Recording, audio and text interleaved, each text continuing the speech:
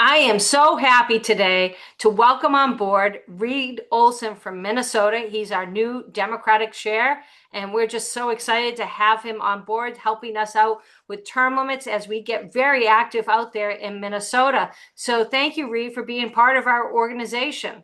Yeah, you're welcome. I'm delighted to be here, delighted to be part of the effort. And just a quick correction: I'm the Democratic Farmer Laborer representative from Okay. Minnesota. We're Okay. very proud of the farmer labor at in the especially folks like me that come from a strong farming background. Oh, I can certainly understand that. So tell us a little bit about yourself. All right. Well, yeah, again, my name is Reed Olson. I live in Bemidji, Minnesota. For those of you that don't know where that is, it's in north central Minnesota. We're about, I don't know, hour and 15 minutes from the Canadian border. I You are very northern. We are very northern, yes, and maybe you can hear that in my accent. I can't. We don't think that we have accents. We think everybody else does. But yeah, I'm up here in northern Minnesota. I am a small business owner. I own a small restaurant, coffee shop, and but my day job is running two homeless shelters in the Bemidji area. Wow. Um, I am a former Bemidji City Council member and also a former Beltrami County Commissioner. So I've got some political experience at the local level myself, and I ran the past two cycles for the State House, and will be running again for a third time. And this will be my successful time attempt to get into the State House. So I have a little bit of political experience in my background, and yeah, just very, very happy to be part of this show. Wow. Why did you get involved with term limits? Uh, Trying to think of how to talk about that. I want to give a little bit of a plug to my late grandfather, who was unappreciated in his own time, but very much a independent political thinker. Um, I remember him telling me he and my father, though he's my maternal grandfather, but he and my father are probably the biggest reasons why I've gotten into politics, into elective office. My grandfather said to me once, he said, political office should be like jury duty, that everybody should do it. It shouldn't be a career. It shouldn't be one person doing it for 50 years, but we should all take our turns. And he said, and you shouldn't necessarily even be happy that you got picked. But a strong representative democracy is when we have really revolving doors in those offices, and we have people serving their time, and then moving on, and then other people coming in, so that we get a broad representation of our community in those positions. And that's something that I really agree with and feel strongly about. I think we see what happens when we have people that are in office for multiple terms. They end up becoming so powerful. They've got connections to the lobbyists. They've got strong connections within their own parties, and they're almost impossible to run against because a newcomer coming in doesn't have the money, doesn't have the connections, and so we get trapped with individual politicians that get to sit in these positions well past their. We've seen modern examples. I'm a DFLer, but I'll pick on the Democrats. We saw Feinstein in office way past the time that she should have Yeah. been. We could maybe say the same about Biden. We could look at Byrd. I forget where he was from, but he was there for over 50 years. There's examples on the, Honor. on the Republican side as well. Yeah. Plenty of examples. We all know them. But to make it an even playing field so that regular average Americans can run for office, which was the design of our founding fathers, to get back to that, I think having a really serious discussion about term limits is what we need to do to try to kind of even the playing field. Well, I couldn't agree with you more. Why do you think term limits is so important for us to enact on Congress? But I think, again, I'll pick on my side of the fence, I guess.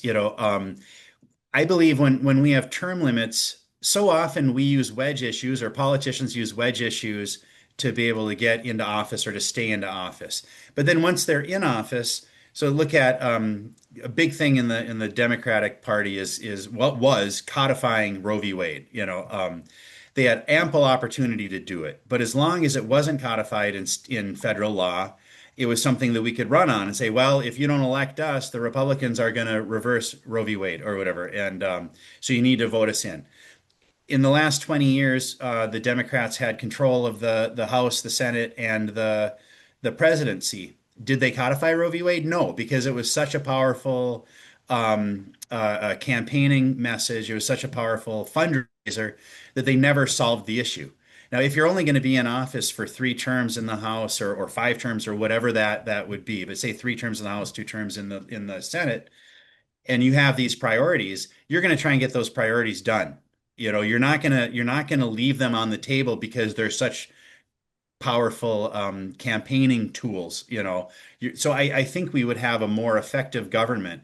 Plus, I think it would also break down the cozy relationship between long-term uh, um, long-term Congress people and the lobbyists. You get these cozy relationships. They just work hand in glove with each other. They, go to each other's kids' baptisms and bar mitzvahs or whatever, and we don't really want to have that close personal relationship, and this might help break it up. Also, this isn't maybe germane to this, but I would say that if we coupled that with barring former lawmakers from being lobbyists for 10 years or something, that could really break the stranglehold that lobbyists have on Congress.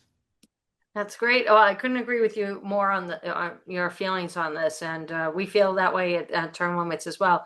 What do people out in Minnesota think of term limits? But it is in Minnesota, whether you're in, Minnesota is a pretty, even though, I mean, it's a fairly diverse state because we've got a large metro that has about half the population, and that's a very diverse community. And then out in the hinterlands, out in northern Minnesota, like me, or western Minnesota, it's a lot less populous. Here we have a lot of tribal communities as well. But this is a very majoritarian position in Minnesota. Majorities of independents, Republicans, and Democrats all want to see term limits. The voters, maybe not so much the office holders, but I was surprised in the last few days. The local paper, the Bemidji Pioneer, had a story. Lakeland News, our PBS station, ran a story. My op-ed was over in Duluth, and but they didn't run it for some reason in Bemidji. I'm not sure why.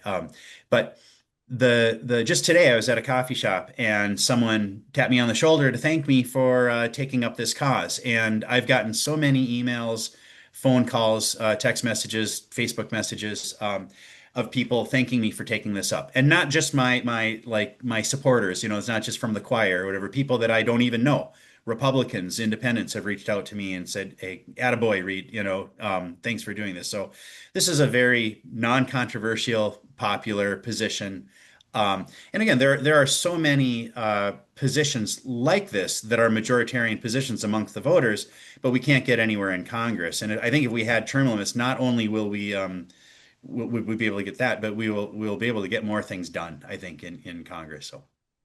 Wow, I love that story about you going out to coffee and bumping into people. That really that's exciting, especially as we're really getting organized and going to try to get the resolution passed in Minnesota. So, and I know with you at the helm, we're gonna make great progress. So, how do people get in touch with you, get in contact, get involved? Mhm. Well, you can always email me at reed@vote Reed Olson, ReedOlson. Yeah, and you can give me a call. Everybody around town has my phone number. I'm not afraid to give it out. It's 218-766-0383. Give me a call, send me an email. You can find me on all the socials, just look up my name and you'll find me. All right, great. Well, thank you for joining us, and thank you for being our new state chair out there in Minnesota. We're lucky to have you. I am super excited to get to work. Yeah, thank you so much, Holly.